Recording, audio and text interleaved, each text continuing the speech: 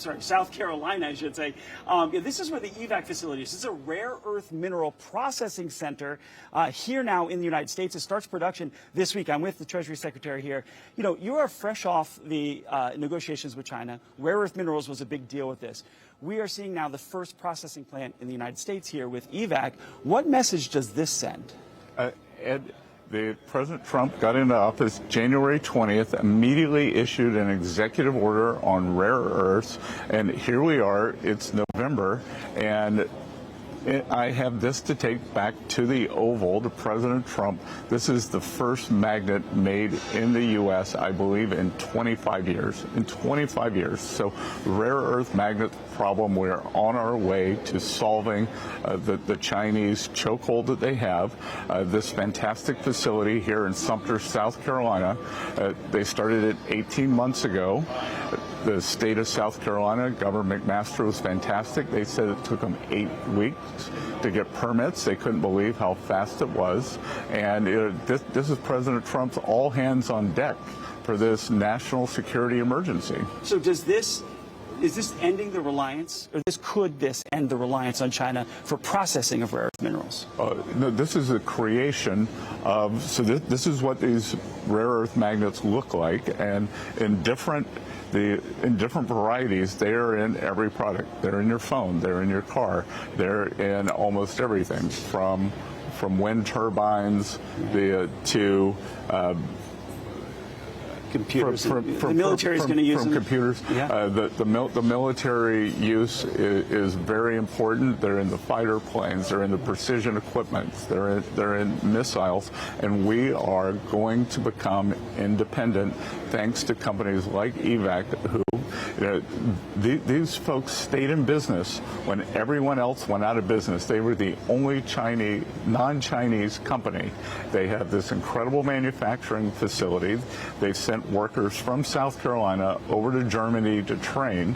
And I've been talking to the workers, and they're so excited to be part of this. Well, I want to talk about jobs. The 300 permanent jobs in this one, but we're not getting a jobs report today.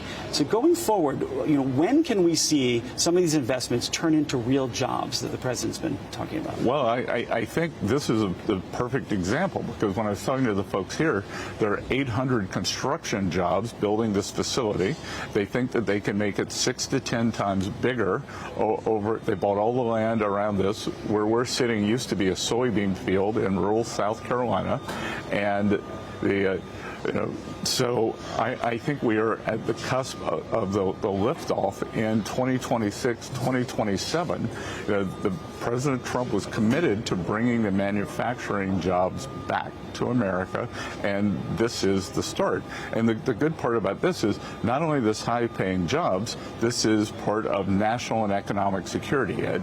I want to talk about affordability. That's one of the things we heard out of this last election that happened last week. How are your policies going to help Americans afford their lifestyle? Well, there are two pieces to affordability. There's the price, and then there's real wages. So what we saw under the Biden administration was, especially working Americans, real wages got decimated. The inflation rate was up 22%, but the average basket of goods and services that a working family bought was up in the 30s.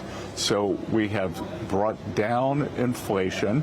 Inflation came down in April for the first time in 4 years under President Trump. So the first thing to do was to bring down the rate of change. We're going to continue to bring it down. Energy prices are down. You might have seen yesterday Walmart came out and said that the Thanksgiving meal's 25% less. But the other side, and it's why we're here today, is real wage increases, because there were not real wage increases under the Biden administration, because so many of the jobs are government jobs. And it's jobs like in great factories like this, where a lot of these workers have been laid off. A Caterpillar factory had closed. Right. And now these are precision manufacturing jobs. This is exactly the kind of facility that the President Trump's trade policies have wanted to create. So I think we've already seen workers get real wage increases, but I think that's going to accelerate like it did in President Trump's first term. Treasury Secretary Scott Bessent, I appreciate it. Thank you. We'll have more on this interview later on throughout the day on Fox Business, so stay tuned later on.